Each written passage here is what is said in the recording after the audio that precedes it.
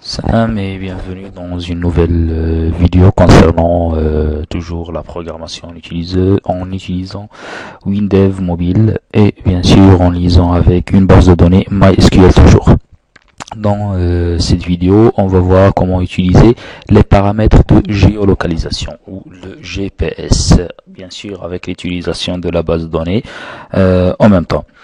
L'utilisation des informations GPS peut être utile soit pour la récupération des endroits ou la localisation, soit pour créer un système de traçage d'un mobile ou un traçage GPS, tout simplement.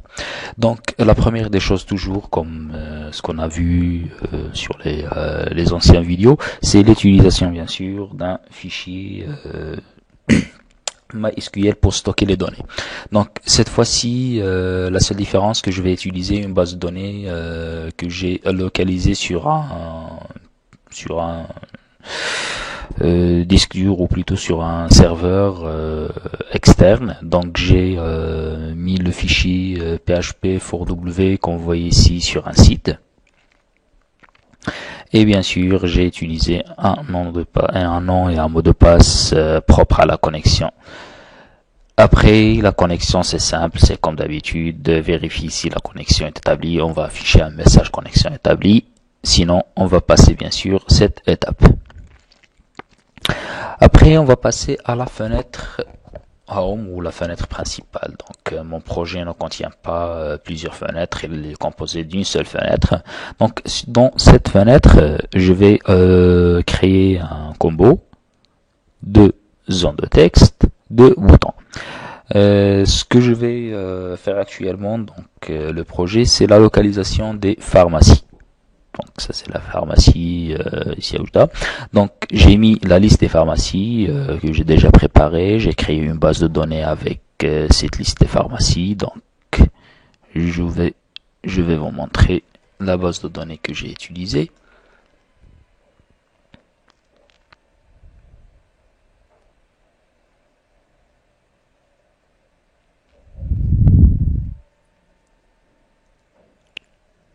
Ok. En attendant que ça charge, c'est bon, c'est chargé. Donc la base de données qui nous intéresse, c'est ça. Donc la table site garde qui contient bien sûr plusieurs informations. Parmi ces informations, il y a le nom de la pharmacie et bien sûr la longitude et latitude ou latitude et longitude. Bien sûr ALH.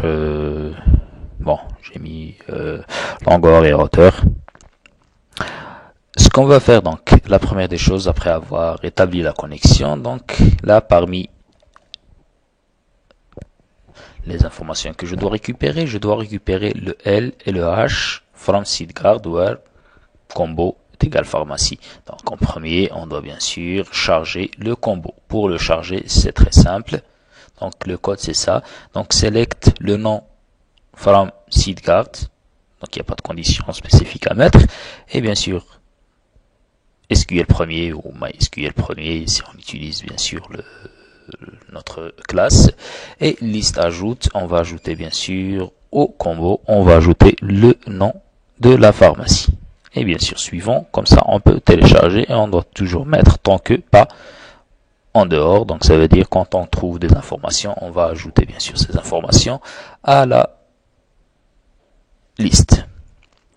Donc après avoir ça, on va mettre les deux zones de texte et on va mettre localiser. Bon, le bouton localiser, donc c'est le bouton qui va bien sûr chercher les informations. Pour que ça fonctionne, vous devez impérativement avoir un téléphone qui a la possibilité de la géolocalisation GPS. Et ça, GPS, et c'est disponible partout, même les moins chers des téléphones peuvent disposer bien sûr d'un antenne GPS.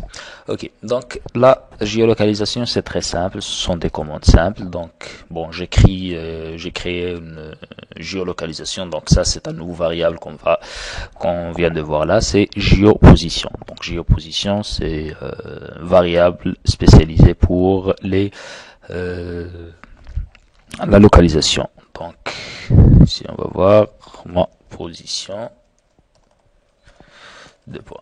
Vous voyez qu'on peut avoir altitude, altitude valide, est-ce qu'il est valide ou non, date mesure, la direction, bon, la position, précision, vitesse, bon, ça c'est des paramètres que vous pouvez bien sûr vérifier une par une.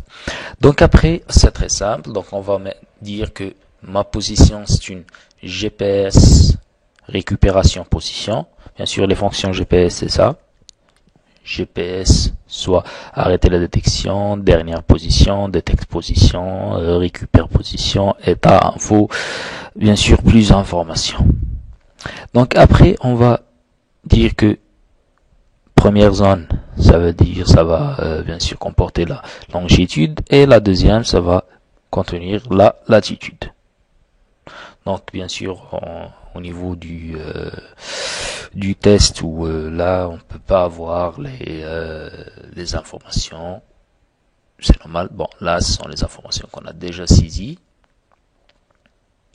mais même si je clique là sur localiser, ça va rien donner puisque je suis connecté à sur un portable, sur un PC, donc c'est pas sur un téléphone. Mais si vous faites la même manipulation sur le téléphone, ça va impérativement donner bien sûr les bons résultats, et ce sont les résultats qu'on a déjà sur notre base de données.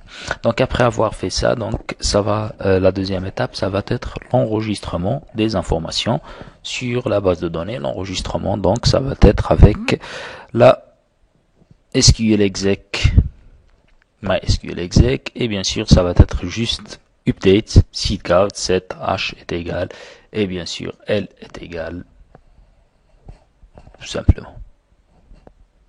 Et bien sûr si tout va bien, ça va donner OK. Bon, là on peut mettre sinon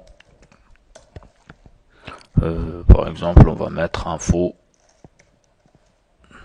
Bon, si on n'arrive pas, on va mettre mon pardon non, pas assistance, mon access erreur. Ça va. Donc là, ça va nous donner bien sûr le message d'erreur en cas d'erreur.